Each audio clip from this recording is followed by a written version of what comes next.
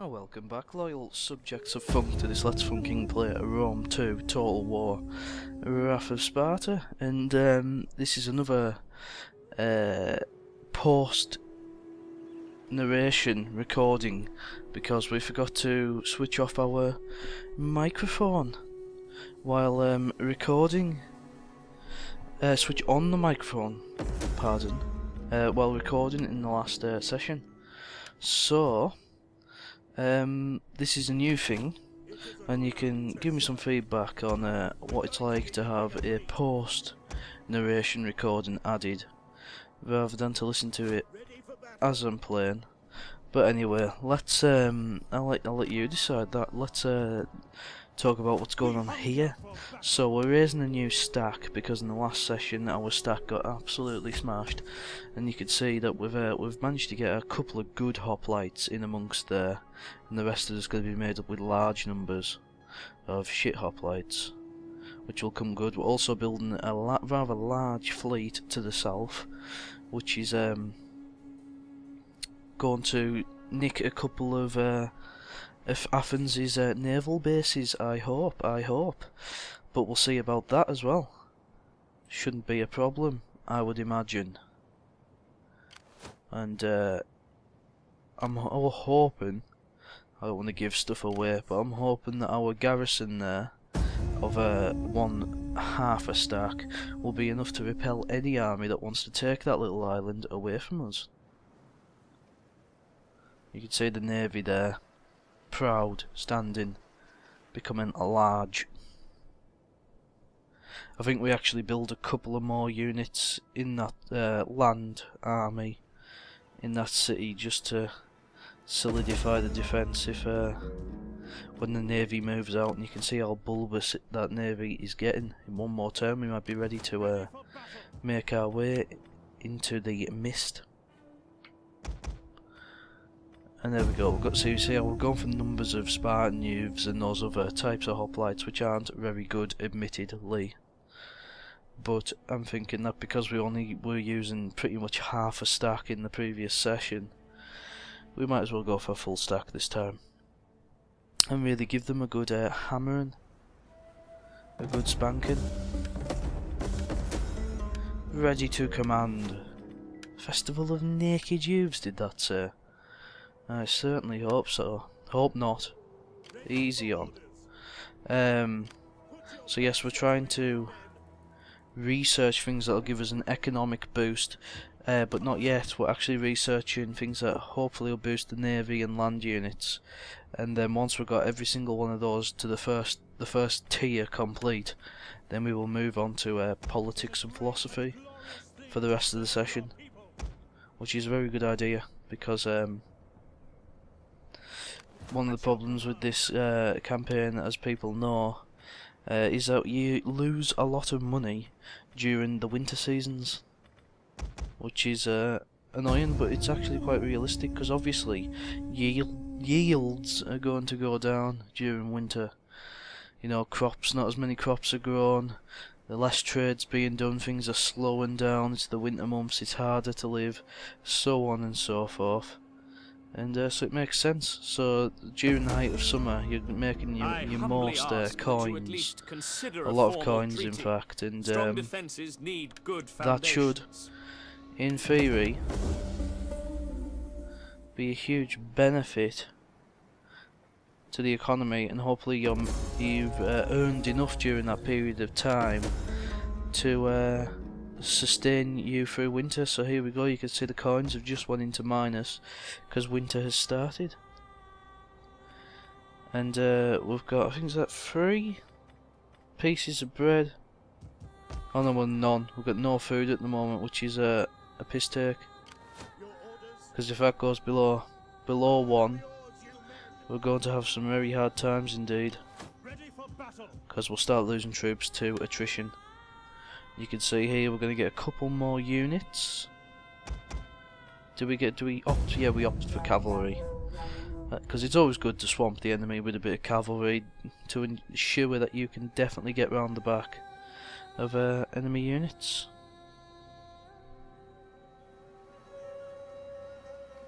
Byzantion. which I always spot out in the loading screen because I always wanted to play as them, which I've said in pretty much every session so far, but so that we'll wait for mods to come out. So yeah, the objectives for this session are A, to build a stack and get to Athens with that stack to help their demise, so that we're not, my allies are not fighting a war on two fronts. On the east against Athens and to the north against Macedon and Byzantion and those sort of nations, which are going to help Athens to the best of their ability. So we want to help Athens' demise with this stack of units. Are we going to build a couple more? Yes. Oh, no we don't. We opt to get rid of that and build a champion, which will train the troops, which we probably should have got a little bit earlier. Then we would have had a couple of chevrons by the time that we set off. Still got a bit of a sore throat, but it's pretty much disappearing, which is excellent.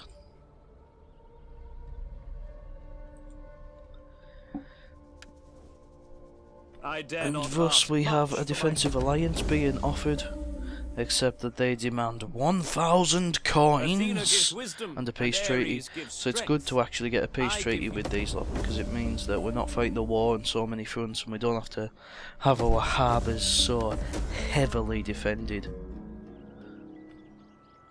And obviously pretty much all of our nations, my allies, are ruling the west coast, which makes for interesting play. Because it means in a following session, not this one, we could theoretically take the fleet that's in one of the islands that we captured on the west side and go north and take the island, which is one of Athens' allies to the north. It occasionally asks us for peace, and you'll probably see it in this session, so I'll point that out when it happens. And here we go, here's the first of Athens' 2 naval bases. What's the point in fighting that one on the map? There's no point, so we'll just occupy. Auto-resolve, we've got some an upgrade there in military combat, general's abilities, and then we've got some technology that we have to research, and I think this means that we move on now to mathematics or philosophy or aesthetics. Ooh, aesthetics are useless. Oh, that would have been a good philosophy one, because we haven't filled a full tier in philosophy as of yet, but we've opted for mathematics. I'm not quite sure why. I can't remember my thought process on that. So we have a few hard times coming up in these islands. We think it's going to be an absolute walk, but you'll see that we're going to have a few problemos. I mean, look at how close those islands are. Here's this island. You can see it there in the northwest, wanting peace with us, and I'm saying we could take one of our navies up north and conquer that. But, so we rejected the peace offer, because that's what I eventually planned to do, because they're in no position to fight. And there we go, another dignitary has decided to level up. And here we go. Look at that, a full stack is coming. And we have our spy there, which will also help to see where the Athenians are when we come to blows with them, which is inevitably going to happen very, very soon. You can just tell. So I'm hoping to conquer a couple of cities with those Athenian units. Sunk. Occupied. Wall Street. And there we go, we've conquered 2 of the major naval bases in this region. So the next move is to hopefully beat back all these naval units, if at all possible. Obviously, by re-watching this and making a commentary, I'm actually figuring out plans for the future myself. So like, the next move, obviously, I'm going to do is, well, you'll see what I do in here, because we're getting dangerously close to rebellion. and Athenian fleets are starting to mobilise against us. But once they do take out, once we do take them out, we're going to have rebellions on our hands in which we're going to build troops. If I can put a small garrison of troops in both cities, then that means I can move the fleet out, and the fleet can go north and conquer more Athenian cities. But that'll be in a following session, succession. So we'll see how that goes. Hopefully, it will go absolutely fun-dabby-dozy. Be welcome, and may her. And here we go. We got. Are we trying to? Yeah, trade agreement. It's not gonna happen. Not yet. They still hate us, but we do need to show Crete who's boss. Bollocks.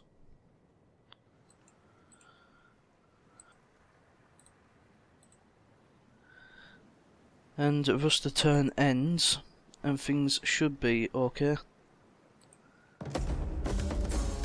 And Epiros will hopefully be defeated.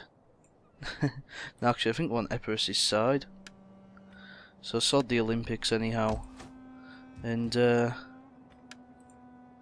we shall choose not to back, or to back. Anyhow, we've got the Athenian fleet is closing in very rapidly, and you'll see as we endure, things are going to go absolutely tits up. I'm hoping this recording's in sync, because I've just had to pause it and it was a little bit of a annoyance. But I think we're back on track now. So there's Athens has took back that province which it originally lost. That one that's right in the centre of the map.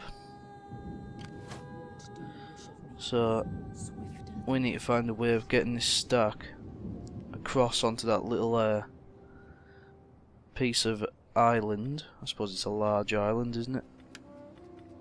Which is going to be an interesting adventure. But I suppose that's the way it goes. And of course it's going to be hard to take an island.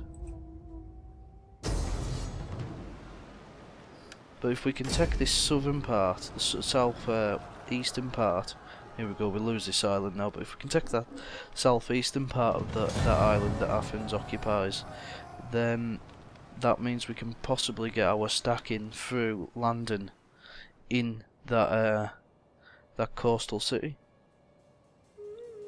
Right, I actually wanted Athens to take this island because that means that their fleet is now trapped. Will you send your soldiers, a most brave phalanx, to crush them? And so you'll see as we bring our fleet out of Naxos and we will close in on this island, that the fleet will sink like a rock. Oh, here we go, we've got attrition reports left, right and centre, which is sad. We'll have to sort that out. But first thing to do is to take the island back and hope that that'll be enough to bring at least some of the food back within our control. And we'll just do an aggressive stance and sink the lot and get the Admiralty up to level 4. So we're getting a few bits of damage now on our ships, but as we've sunk the largest navy going, things should be now absolutely doodly fine. Pardon. I have a bit of hiccups. Don't know why, because I haven't eaten anything. Although I might help myself to some Toblerone later. We'll see about that. And a can of Guinness. And there's the stack, proudly marching into Greece. Or move the if we put the spy on that island, then all should come good and reward us with massive bonuses. We will be able to swiftly move our stack to Athens. However, it's quite humorous because if I remember rightly, as soon as our stack gets close to Athens' new capital, a stack appears within the city. Quite crafty, this AI sometimes. Although sometimes, well, most of the time, it's an absolute bag of balls. Ionian League. So even though we've been on this game for less than 100 turns still. Now there's the rebellion. And the attrition. Even though we've been on it for less than 100 turns, it's still going to prove to be fast turn ending, unlike my Imperator Augustus campaign, which ends turn every 5 minutes, which it takes about 5 minutes to end a turn. But there we go. It's actually not very easy to narrate these videos from afterwards, because you find your mind wandering quite a lot, which makes for poor viewing, I suppose. So I won't be doing this anytime soon. I would have actually just re-recorded these videos, but unfortunately I saved over my game at the end of the last session. So to make sure that the Let's Play stays within context, I had to do this. I had to get this sorted. Right, so now we can go on standard march to make sure that we're not going to get ambushed by Athens. And there you go. See that Athens' capital is at current empty, but guess what? A massive stack will come out of nowhere. Probably be that one we just seen. There was one like miles away, but you never know with this game. They seem to come out of absolutely nowhere. Right.